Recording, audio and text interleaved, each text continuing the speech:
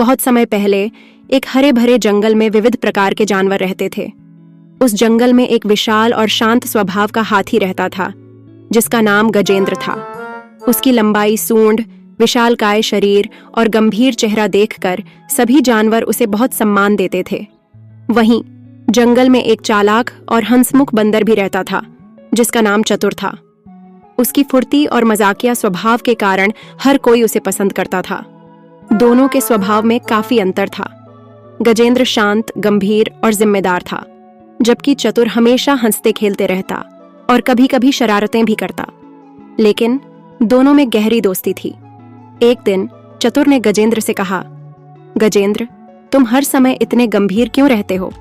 जरा सोचो, जीवन हंसी मजाक के बिना कितना नीरस हो जाएगा। गजेंद्र ने धीरे से कहा, हर बात का समय होता है चतुर। गंभीरता भी उतनी ही जरूरी है जितना हंसना। चतुर ने सोचा कि गजेंद्र को जीवन में खुश रहना सिखाना चाहिए। उसने मजाकिया अंदाज में कहा, तो चलो, आज से तुम्हें हंसाने की जिम्मेदारी मेरी। बस देखते जाओ मैं क्या क्या करता हूं। अगले दिन चतुर ने गजेंद्र के ऊपर शरारतों की झड़ी लगा दी।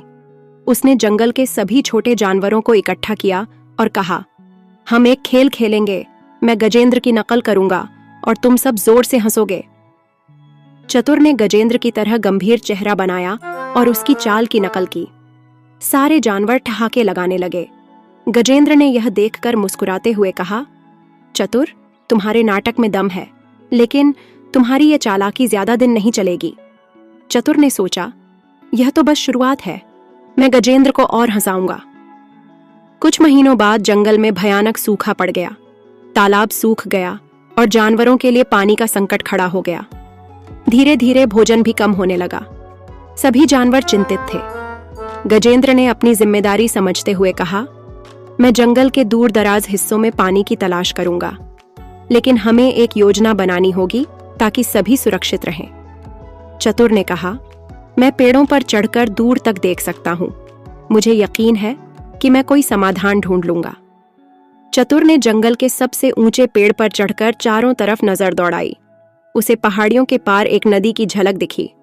वह तुरंत नीचे उतरकर गजेंद्र के पास गया और कहा, गजेंद्र, मुझे नदी मिल गई है।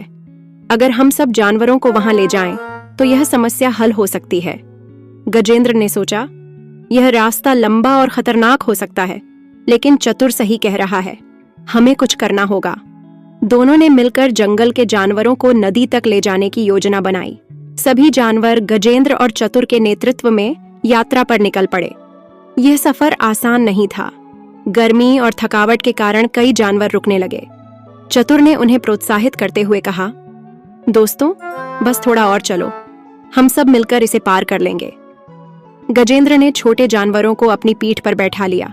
उसने कहा, तुम सब मेरे साथ रहो, मैं तुम्हें सुरक्षित ले जाऊंगा। यात्रा के बीच उन्हें एक बड़ा दलदल मिला। वहां से निकलना लगभग नामुमकिन था। छोटे जानवर डरने लगे। चतुर ने अपनी फुर्ती से दलदल का सुरक्षित रास्ता खोजा। उसने गजेंद्र को इशारा किया, इस तरफ आओ, यह रास्ता थोड़ा मुश्किल है लेकिन सुरक्षित है। गजेंद्र ने अपनी ताकत का उपयोग करके दलदल के आसपास के पेड़ों को गिराया और रास्ता बनाया। उसने सभी जानवरों को धीरे धीरे वहां से निकाला। आगे बढ़ते हुए एक और चुनौती सामने आई। रास्ते में एक पहाड़ी पर एक खतरनाक शेर बैठा था। सभी जानवर डर गए। चतुर ने कहा, शेर को भगाने की जिम्मेदारी मेरी है, तुम सब यहीं रुको। चतुर ने शेर के पास जाकर कहा, महाराज, मैंने सुना है कि दूसरी पहाड़ी पर बड़ा शिकार है, आप वहां जाएं तो आपको बड़ा भोजन मिलेगा। शेर ने चतुर की बात मानी और वहां से चला गया। सभी जानवरों ने राहत की सांस ली। गजेंद्र ने कहा, चतुर, तुम्हारी चतुराई ने आज हमें बचा लिया।